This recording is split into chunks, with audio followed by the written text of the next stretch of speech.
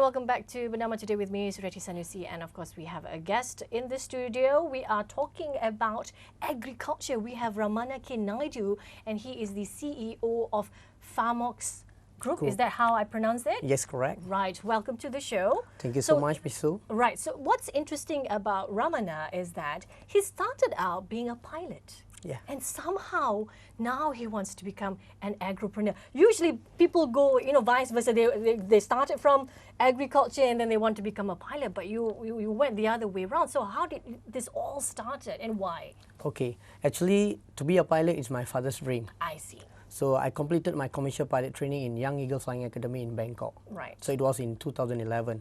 So at that particular time, there was a problem in Thailand, red shirt problem.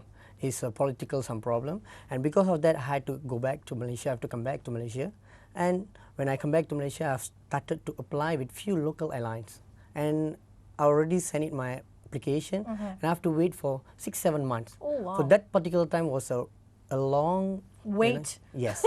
So what I did, I started to survey. So I thought to myself, if I'm going to work with somebody, I'll be getting my salary like 1,000 to 1,500, right. which is not worth. Right. So I tried to do something since I like entrepreneurship since I'm small. So I like to do business. So I went and seeked my friend, my old friend. So I got to know my friend who's involving with agriculture, who started to plant jasmine flowers. Jasmine flowers, okay. So he was doing good. When he was 15, 16 years old, he was started to earn 500 a day. Already? So wow. when I met him, again, I told him that now I got no job. Right. So I would like to do something. And I feel that agriculture is a very big field, which I can make a very good money. Right. So he told me, I asked him, can I plant jasmine? He said, no, don't do that. Find some other things. Yes. To So do. he said, okay. you can plant vegetables and you can start to sell on your own. So I said, it's a good idea. So can you find me a land? He said, it's quite hard, but we can try your luck. So basically, I got a luck. And after a week, he called me back. He said, Ramana, we got a land, 2 acres land. Oh, wow. 1 acre is already planted. A Myanmar guy is going back to his town, and he's working with some datos. So he said, we can take over the land and you just have to pay him 2,000 ringgit. Right. So what I did, I said, it's a good offer. Let's go for it. So what I did, I paid the 2,000 and I asked my friend to help me. Okay. So we started, when we take over the long bean, actually it's a long bean in that particular 1 acre land. So when we took over, so we already start to harvest. In 3 days, we're going to start to harvest. So we paid the 2,000, we start to harvest. In 45 days, we got a return 14,000 ringgit. Wow. So that make me to wonder. But at the first week, it was so hard for me because I was in a cockpit and I was training in aircon. No, you're doing with dirt. Yes, the dirt and so on. But when I start to receive my money, 14,000, that's a big, huge amount. So that's your motivation money. So that's how the turning point over there. See. Why not? This 1 acre, why not I just make it into a big acreage and I want to do it more better. Right. So from there, I grew 1 acre to 10 acre, 10 acres to, like 200. And then now we own about 250 acres in Kedah. Okay. So basically over there, there is a lot of challenges.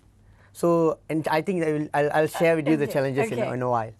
Right. So, I mean, being so young and like you said, your ambition or your father's ambition was to fly up in the sky, dealing with beautiful ladies and foreigners and things like that.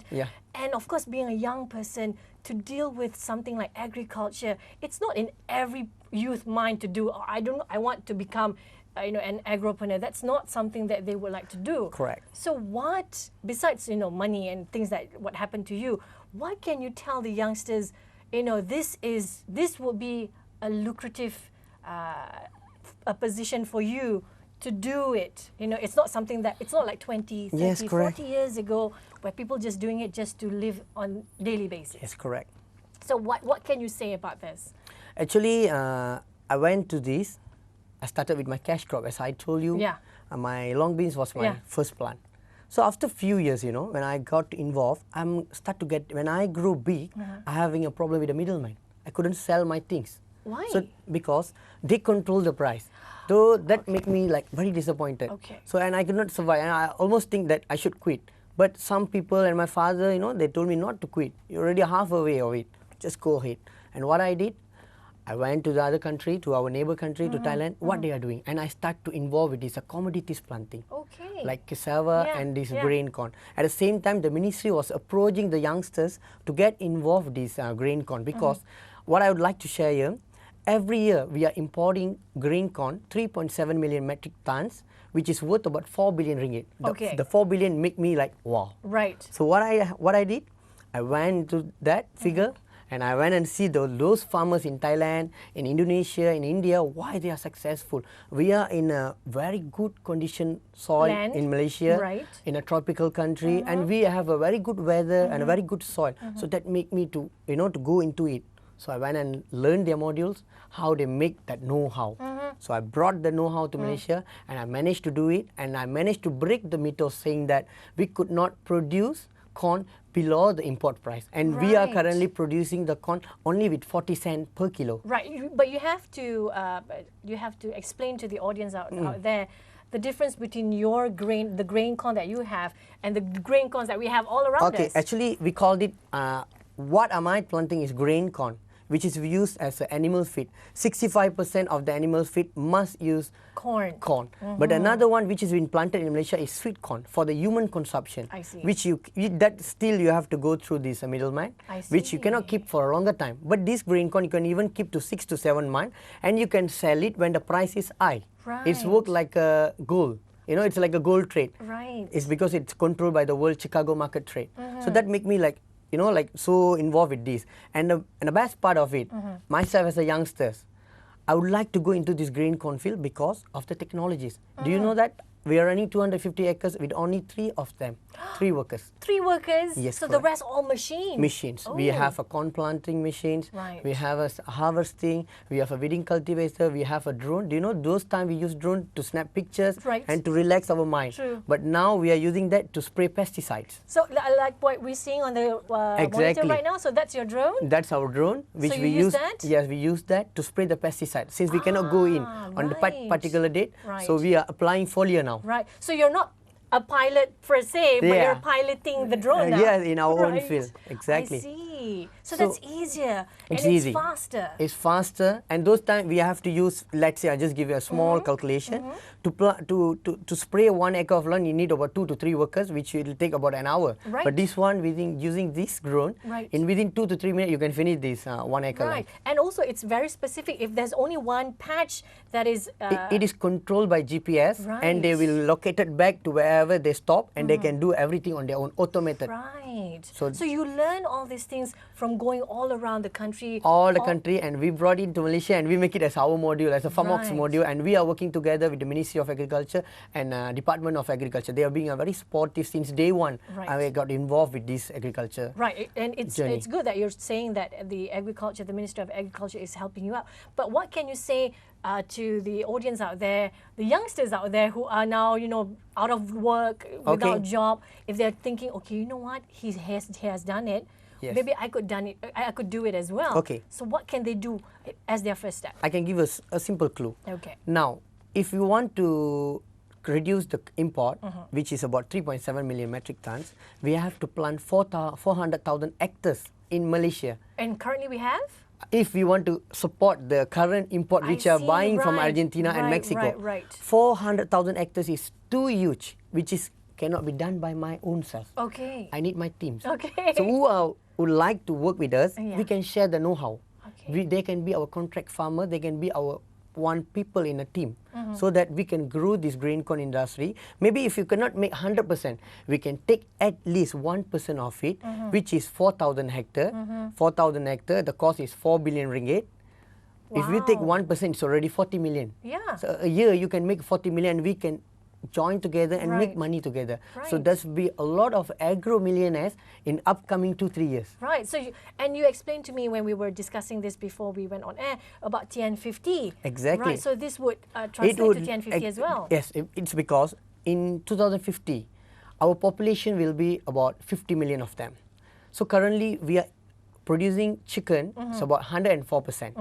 So, but we are relying on 100% import corn. I see. And the same situation will happen in 2050, and I don't believe that this Argentina, Mexico, they could give us that particular corn. The same price as well. The same price, and then the quality and so on. So now we have to train our youngsters to get into this technology and adapt this technology, this grain corn technology, and go through with this government policy Right. and make ourselves as a nation, contribute to the country. Right. At the same time, there will be a lot of wealth and a lot of job opportunities, transport opportunity, and like I told you, not only the agropreneurs will be there, Right. there will be other category of businessmen will grow together with this green corn field. Right. And what if people out there saying that I don't have anything, I don't have any background, I don't have any money, but I want to go into this. So what can they do? They can.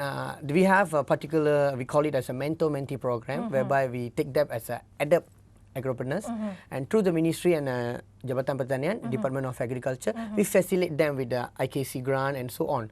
So some people who is eligible to join the program, we know how to interview them, and we take them who is really brave and who really can work hard and honest, take them into our company and work together, and we build a team. Right. So that's you'll be basically you have we a will program. be the anchor. Right. We are anchor, and they will follow whatever we have done.